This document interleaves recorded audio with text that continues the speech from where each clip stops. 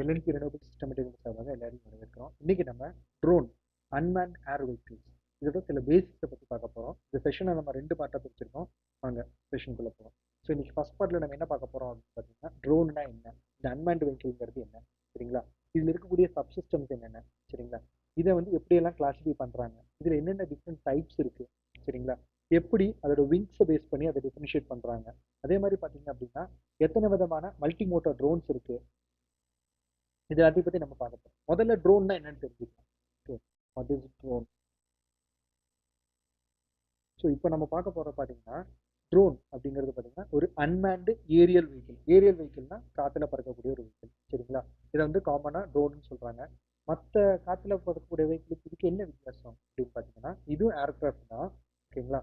ஆனால் இதுக்குள்ள human pilot இருக்க மாட்டாங்க, பேசஞ்சர்ஸ் இருக்க மாட்டாங்க, ஆன்போர்ட் பேசஞ்சர்ஸ் இருக்க மாட்டாங்க, புரியுதுங்களா, க்ரூவும் இருக்க மாட்டாங்க.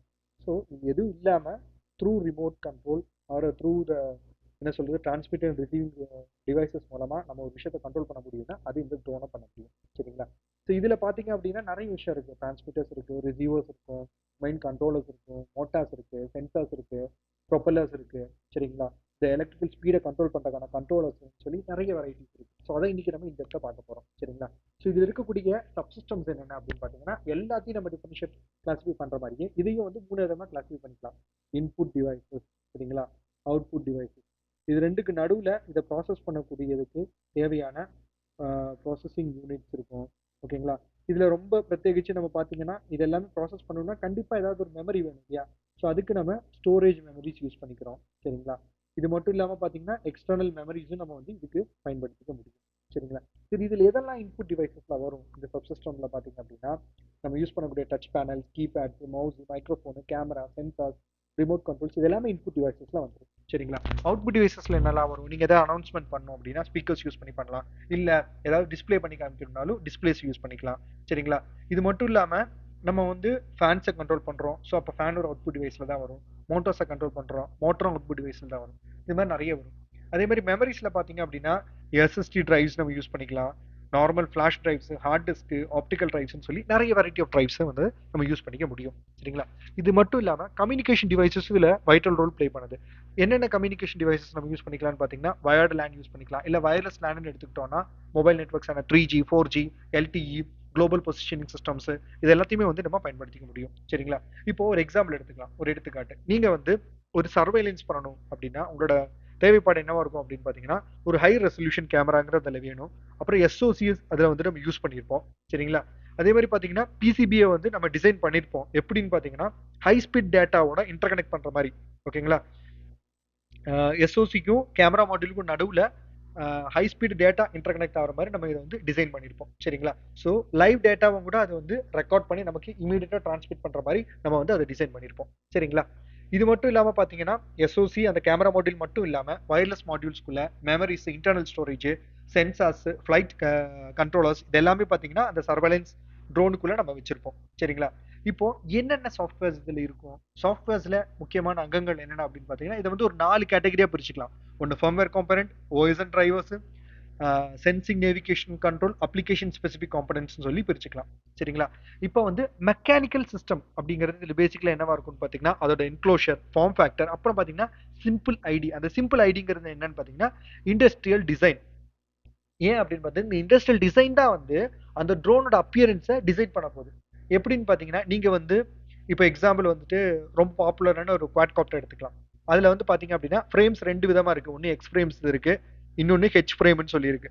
ஸோ இதுதான் ஃபர்ஸ்ட் அடித்தளமே. இந்த மெக்கானிக்கல் இண்டஸ்ட்ரியல் டிசைன் தான் வந்து பேசிக்கே அந்த ட்ரோன் பாக்குறதுக்கு எப்படி இருக்க போகுது அப்படிங்கிறது, சரிங்களா. இது இல்லாம பாத்தீங்க அப்படின்னா நம்மளோட ரெக்யர்மெண்ட்டுக்கு ஏற்ற மாதிரி number of motors, example 4 servo motors, propeller units அதில் இருக்கும், சரிங்களா. அது இல்லாமல் தேவையான பிசிபி போர்ட்ஸ் இது எல்லாமே வந்து பிளாஸ்டிக்ல இதில் என்க்ளோஸ் ஆகி இருக்கும், சரிங்களா. அதே மாதிரி பார்த்தீங்க அப்படின்னா இந்த இதில் வந்து பார்த்தீங்கன்னா லேண்டிங் கீர்ஸ் இருக்கும், பிசிபிஏ ஃப்ளைட் கண்ட்ரோலர்ஸ் இருக்கும், பேட்டரிஸ்ன்னு சொல்லிட்டு இது எல்லாமே ஒரு மெக்கானிக்கல் டிசைனில் ரொம்ப முக்கியமான பார்ட்டாக இருக்கும், சரிங்களா. இப்போ இது எப்படி கிளாஸிஃபை பண்ணுறாங்கன்னு பார்த்தீங்கன்னா, ஸோ மற்ற ஏர்கிராஃப்ட்ஸ்க்கு இருக்க மாதிரியே வெயிட்டை பேஸ் பண்ணி, ஓகே, ஃப்ளைட்டோட எவ்வளோ ஹைட்டில் அதை பறக்க போகுதுங்கிறத பேஸ் பண்ணி, அதுக்கப்புறம் எந்த அளவுக்கு அது ஆட்டோமேட்டிக்காக ஒர்க் ஆகும், அதில் ஆட்டோனமி எந்த அளவுக்கு நம்ம எஸ்டாப்ளிஷ் பண்ண முடியும், அதோட ஆப்ரேஷனல் ரோல்ஸ்க்கு ஏற்ற மாதிரி இதை கிளாஸிஃபை பண்ணுறாங்க. இப்போ நம்ம வெயிட்டுக்கு ஏற்ற மாதிரி பண்ணோம் அப்படின்னா இதை வந்து 5 கேட்டகரியாக பண்ணுறாங்க. ஒன்று வந்து நேனோ அப்படின்னு சொல்கிறாங்க, நேனோன்னு சொல்கிறாங்க. இந்த நேனோ பார்த்தீங்க அப்படின்னா 250 கிராமுக்குள்ளே தான் இருக்கும். சரிங்களா. அடுத்ததாக பார்த்தீங்கன்னா எம்ஏவி, மைக்ரோ ஏர் வெஹிக்கிள்னு சொல்கிறாங்க. இது வந்து பார்த்தீங்கன்னா 250 கிராம்ல இருந்து 2 கிலோவுக்கு நடுவில் இருக்கும். அடுத்தது மினியேச்சர் யூஏவின்னு ஒன்று இருக்குது. இது இன்னொரு பேர் வந்து எஸ்யூஏவி, ஸ்மால், ஓகேங்களா, யூஏவி அன்மேண்ட் ஏர் வெஹிக்கிள்னு சொல்லலாம். இது வந்து பார்த்தீங்கன்னா 2லிருந்து 25 கிலோ வரைக்கும் வெயிட் இருக்கும். சரிங்களா. அடுத்தது ரொம்ப லார்ஜ் டைப்னு ஒன்று இருக்கு, ஓகேங்களா, அதாவது வெயிட் ட்ரோன்ல இது வந்து 150 கிலோ வரைக்கும் இருக்கும். சரிங்களா. அடுத்தது ஆட்டோனமியை பேஸ் பண்ணி இருக்கு. இந்த ஆட்டோனமி அப்படிங்கிறது எதுக்காக நம்ம பண்ணணும் அப்படின்னு பார்த்தீங்கன்னா, சில ட்ரோன்ஸ் பார்த்தீங்க அப்படின்னா இங்கிருந்து நம்மளோட டார்கெட் அச்சீவ் பண்ற வரைக்கும் தான் வந்து நம்ம வந்து கவனமா நம்ம அதை கண்ட்ரோல் பண்ற மாதிரி இருக்கும். அதுக்கப்புறம் ஒன்ஸ் அந்த டார்கெட் வேலையை முடிச்சிருச்சுன்னா ஆட்டோமேட்டிக்கா அது எங்கிருந்து வந்ததோ அந்த இடத்துக்கு ரிமோட் பைலட் மூலமா ஆட்டோமேட்டிக்கா அது எங்கிருந்து வந்ததோ அந்த இடத்துக்கு அது ரீச் ஆயிடும். அந்த மாதிரி நம்ம வந்து டிசைன் பண்ண முடியும். சரிங்களா. அந்த ஆட்டோனமியே வந்து நம்ம கிளாஸிஃபை பண்ண முடியும். ஃபுல்லி ஆட்டோமேட்டிக்கா பண்ணணுமா, இல்ல அந்த மிஷனை கம்ப்ளீட் பண்ற வரைக்கும் நம்ம கண்ட்ரோல் பண்ணிட்டு அதுக்கப்புறம் அதை ஆட்டோமேட்டிக்கா பேஸுக்கு திரும்ப வைக்கணுமா அப்படிங்கறத நம்ம டிசைட் பண்ண முடியும். சரிங்களா. இதுல இன்டர்மீடியட் டிகிரி ஆஃப் ஆட்டோனமியும் இருக்கு, ஃபுல்லி ஆட்டோனமஸும் இருக்கு. சரிங்களா. அடுத்ததா பாத்தீங்க அப்படின்னா நம்ம ஈவன் ஆளுங்களை கூட அதில் வச்சு நம்ம ஆப்ரேட் பண்ணி பைலட்டட் மோட்ஸ்ல கூட இதை வந்து யூஸ் பண்ணிக்க முடியும். சரிங்களா. இப்போ அடுத்ததா ஹைட்டை பேஸ் பண்ணி, அதாவது ஆல்டிடியூட் எவ்வளோ ஹைட்ல அது இருக்குங்கிறத பேஸ் பண்ணி நம்ம வந்து கேட்டகரைஸ் பண்ண முடியும். இது வந்து மேஜர் இண்டஸ்ட்ரி லெவலில் யூஸ் பண்றாங்க. ஸோ ஃபர்ஸ்ட் கேட்டகரி பார்த்தீங்க அப்படின்னா ஹேண்ட் ஹெல்டுன்னு சொல்றாங்க. 2000 அடி, அதாவது 600 மீட்டர் ஆல்டிடியூட். இதோட அதாவது இந்த ஹைட்டுக்கு பறக்க முடியும். ஓகேங்களா. இது வந்து ஹைட் நம்ம டிஃபைன் பண்ணிட்டோம் அப்படின்னா 600 மீட்டர், அதாவது 2000 ஃபீட்ஸ், 2000 ஃபீட்ஸ் ஹைட்ல இதனால பறக்க முடியும். இது கவர் பண்ணக்கூடிய ரேஞ்சஸ், சுற்று வட்டார ரேஞ்சு பார்த்தீங்க அப்படின்னா, சுற்று வட்டார ரேஞ்சுன்னு பார்த்தீங்கன்னா இது வந்து 2 கிலோமீட்டர் வரைக்கும் இதோட ரேஞ்ச் இருக்கும். சரிங்களா.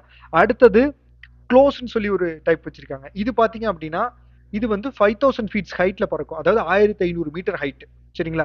இது கவர் பண்ணக்கூடிய ரேஞ்சு அப்படின்னு பார்த்தீங்க அப்படின்னா 10 கிலோமீட்டர் ரேஞ்ச் வரைக்கும் இதை நம்ம வந்து கண்ட்ரோல் பண்ணிக்க முடியும். அடுத்தது நேட்டோ டைப்னு ஒன்று இருக்கு. இதோட ஸ்பெஷாலிட்டி என்னன்னு பார்த்தீங்க அப்படின்னா இது வந்து 10,000 அடி ஹைட் இதனால பறக்க முடியும், அதாவது 3000 மீட்டர் இதனால பறக்க முடியும். ஸோ இதோட ரேஞ்சஸ் பார்த்தீங்க அப்படின்னா 50 கிலோமீட்டர் ரேஞ்ச் வரைக்கும் இது கவர் பண்ணும். சரிங்களா. அடுத்ததாக பார்த்தீங்கன்னா டாக்டிக்கல் டைப்னு ஒன்று வச்சிருக்காங்க. இதோட ஸ்பெஷாலிட்டி என்னன்னு பார்த்தீங்கன்னா இது வந்து பார்த்தீங்க அப்படின்னா 18,000 அடி ஹைட்டு இதனால பறக்க முடியும், அதாவது 5500 மீட்டர். நம்ம கிலோமீட்டர் ரேஞ்ச் கவரேஜ் பார்த்தீங்க அப்படின்னா 120 கிலோமீட்டர் ரேஞ்ச் இது கவர் பண்ணும். அடுத்ததாக இருக்கக்கூடிய கேட்டகரி பார்த்தீங்க அப்படின்னா மேல், அதாவது மீடியம் ஆல்டிடியூட் லாங் என்டூரன்ஸ்னு சொல்றாங்க. இதோட ஹைட் பார்த்தீங்க அப்படின்னா 30,000 அடி ஹைட்டு இதனால பறக்க முடியும். சரிங்களா. அதாவது 9000 மீட்டர்ஸ், 9000 மீட்டர். ஓகேங்களா. இதோட கவரிங் ரேஞ்ச் பார்த்தீங்கன்னா 200 கிலோமீட்டர் ரேஞ்ச் வரைக்கும் இதனால கவர் பண்ண முடியும். அடுத்தது ஹேலுன்னு சொல்லி ஒரு டைப் வச்சிருக்காங்க. இது வந்து ஹை ஆல்டிடியூட் லாங் என்டூரன்ஸ்னு சொல்றாங்க.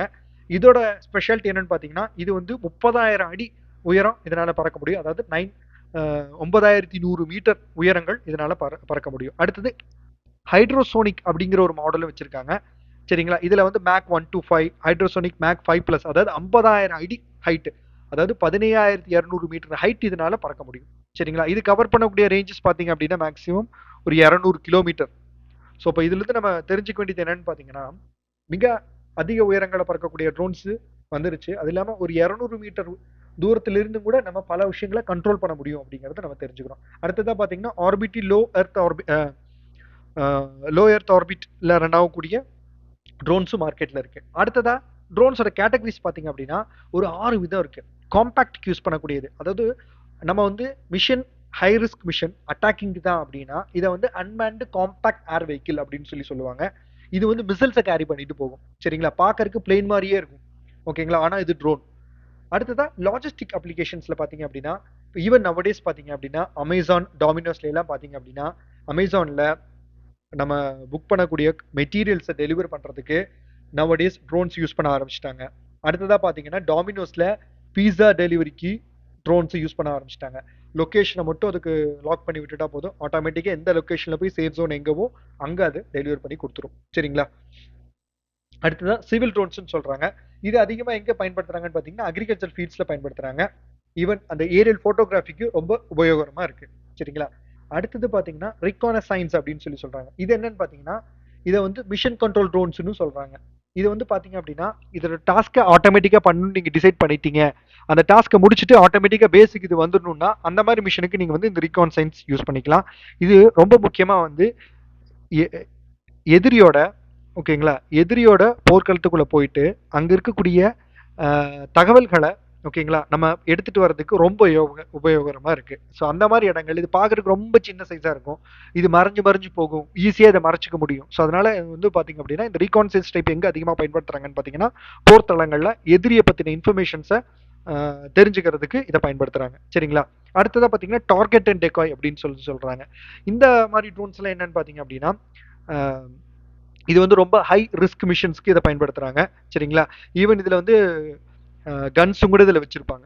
ஓகேங்களா? சப்போஸ் எனிமி இவங்களை அட்டாக் பண்றாங்கன்னு தெரிஞ்சிச்சுன்னா இது கவுண்டர் அட்டாக் பண்றதுக்கான வரைக்கும் இதுல டிசைன் பண்ணி வச்சிருப்பாங்க. சரிங்களா?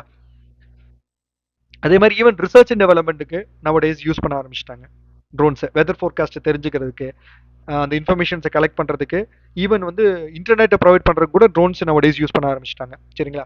அடுத்ததாக பார்த்தீங்கன்னா விங்ஸை பேஸ் பண்ணி இதை கேட்டகரைஸ் பண்ணுறாங்க. விங்ஸில் 3 விதம் இருக்குது. ஒன்று ஃபிக்ஸ்டு விங் டைப்புன்னு சொல்கிறாங்க. இது பார்க்குறதுக்கு இந்த மாதிரி இருக்கும். ஃபிக்ஸ்டு விங் டைப்பு பார்க்குறதுக்கு நம்ம நார்மல் ஏரோப்ளைன் மாதிரியே தான் இருக்கும். சரிங்களா?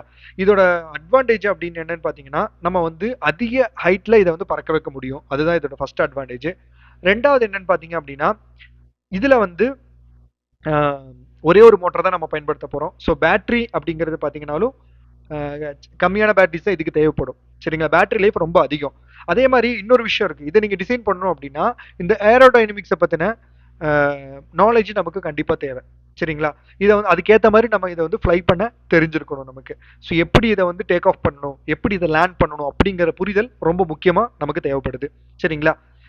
இதோட டிஸ்அட்வான்டேஜ் பார்த்தீங்க அப்படின்னா நம்ம வந்து பார்த்தீங்கன்னா ஆஹ் ஒரு லான்ச் பண்றது கொஞ்சம் கிரிட்டிக்கலான விஷயம் தான். சரிங்களா? ட்ரோன்ஸ் மாதிரி அவ்வளோ ஈஸியாக அதை லான்ச் பண்ணிட முடியாது. ஸோ நமக்கு அந்த ஏரோடைனமிக்கோட நாலேஜ் கண்டிப்பா இதுக்கு தேவை.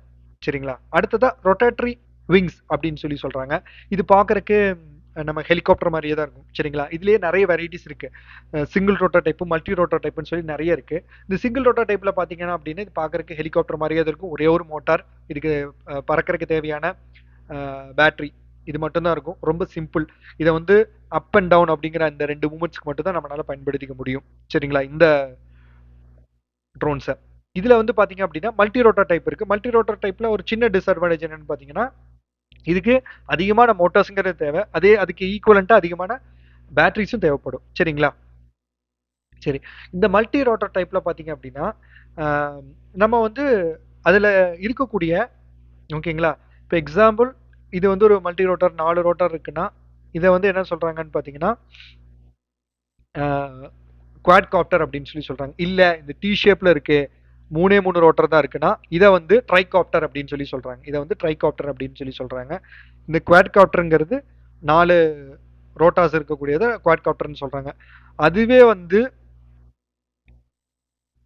6 ரோட்டர் இருக்குன்னா அதை வந்து என்னன்னு சொல்றாங்கன்னு பாத்தீங்கன்னா ஹெக்ஸா காப்டர் அப்படின்னு சொல்லி சொல்றாங்க. ஆக்டா அப்படிங்கிறது அந்த வேர்ட்லயே நீங்க தெரிஞ்சுக்கலாம். டோட்டலா வந்து பாத்தீங்கன்னா 8 ரோட்டாஸ் இருக்கு அப்படின்னா அந்த இதை வந்து என்னன்னு சொல்றாங்க ஆக்டா காப்டர்ஸ் அப்படின்னு சொல்லி சொல்றாங்க. சரிங்களா? இது வந்து மோஸ்ட் காமன் மல்டி ரோட்டர். சரிங்களா? இது வந்து ரொம்ப ஈஸி கண்ட்ரோல் பண்றது. அதே மாதிரி பாத்தீங்கன்னா பேலோட் டெலிவரிக்கு இதை பயன்படுத்திக்க முடியும். ஏன்னா அதிக வெயிட் இதில் கட்டி நம்ம கொடுத்தாலும் இது கொண்டு போய் சேஃபாக அதை கொண்டு போய் டெலிவரி பண்ணிடும். சரிங்களா? இதில் ஒரே ஒரு டிஸ்அட்வான்டேஜ் என்னன்னு பார்த்தீங்கன்னா இது மல்டி ரோட்டருங்கிறதுனால நம்ம வந்து அதிகமான பவர்ஸ் இதுக்கு கொடுக்க வேண்டியது இருக்கும். சரிங்களா? அதே மாதிரி அதிகமான பவர்ஸையுமே வந்து இது கன்சியூம் பண்ணும். சரிங்களா? இப்போ நம்ம முன்னாடியே சொன்னோம் நம்பர் ஆஃப் ரோட்டாஸை பொறுத்து டைப்ஸை நம்ம டிஃபைன் பண்ணோம். Quad copter, hexa copter, ஆக்டோ copter அப்படின்னு சொல்லி சொன்னோம். அதே மாதிரி பார்த்தீங்க அப்படின்னா இது இன்னும் இது பார்க்கறதுக்கு சில நேரத்தில் ஏர்பிளைன்ஸ் மாதிரியே தான் இருக்கும். அந்த மாதிரி நம்ம இதை வந்து டிசைன் பண்ண முடியும். ஓகேவா? ஈவன் கிளைடிங் ட்ரோன்ஸ் கூட வந்துருச்சு நவடேஸ். சரிங்களா? சரி. இப்போ அந்த நம்மளோட ஷேப் அண்ட் சைஸு நம்மளோட பர்பஸ்க்கு ஏற்ற மாதிரி இதில் நிறைய வெரைட்டிஸ் வர ஆரம்பிச்சிருச்சு. இப்போ ரெடி டு ஃப்ளை அப்படிங்கிறது பார்த்தீங்க அப்படின்னா இதுக்கு இதில் வந்து நம்ம கேட்டகரைஸ் பண்ணலாம். Bind and fly, ready to fly, almost ready to fly. So இந்த வேர்ட்ஸ்லேயே தெரிஞ்சுக்கலாம். ரெடி டு ஃப்ளைங்கிறது வாங்கும் போதே ஃபுல் செட்டப்போட இது வந்துடும். சரிங்களா? ஸோ உங்களுக்குன்னு வந்து காம்ப்ளெக்ஸான ப்ரோக்ராமிங் லாங்குவேஜ்ல எதுவும் தேவை கிடையாது. நீங்க ஜஸ்ட் ரிமோட் கண்ட்ரோல்ஸ் மூலமா நீங்க வந்து இது கண்ட்ரோல் பண்ணிக்க முடியும். இது வந்து ready to fly type. Bind and fly type அப்படிங்கிறது பாத்தீங்கன்னா இதுல டிரான்ஸ்மிட்டர்ஸ் எல்லாம் இருக்காது. சரிங்களா? ஸோ இதை நீங்க வந்து டிரான்ஸ்மிட்டர் செப்பரேட்டா நீங்க ஃபிக்ஸ் பண்ணி இதை வந்து டிசைன் பண்ற மாதிரி இருக்கும். ஆல்மோஸ்ட் ரெடி டு ஃப்ளை அப்படின்னு பாத்தீங்க அப்படின்னா பறக்கறதுக்கு தேவையான எல்லாமே இதுக்குள்ள இருக்கும். சரிங்களா? பட் வந்து சில பார்ட்ஸ் மிஸ்ஸிங்கா இருக்கும். உங்களோட அப்ளிகேஷனுக்கு ஏற்ற மாதிரி நீங்க ஸ்பெசிஃபிக்கா அதை வாங்கி நீங்க இதுல ஃபிக்ஸ் பண்ணிக்கிற மாதிரி இருக்கும். அதுதான் வந்து இந்த ரெடி டு டைப்போட யூசேஜ். சரிங்களா?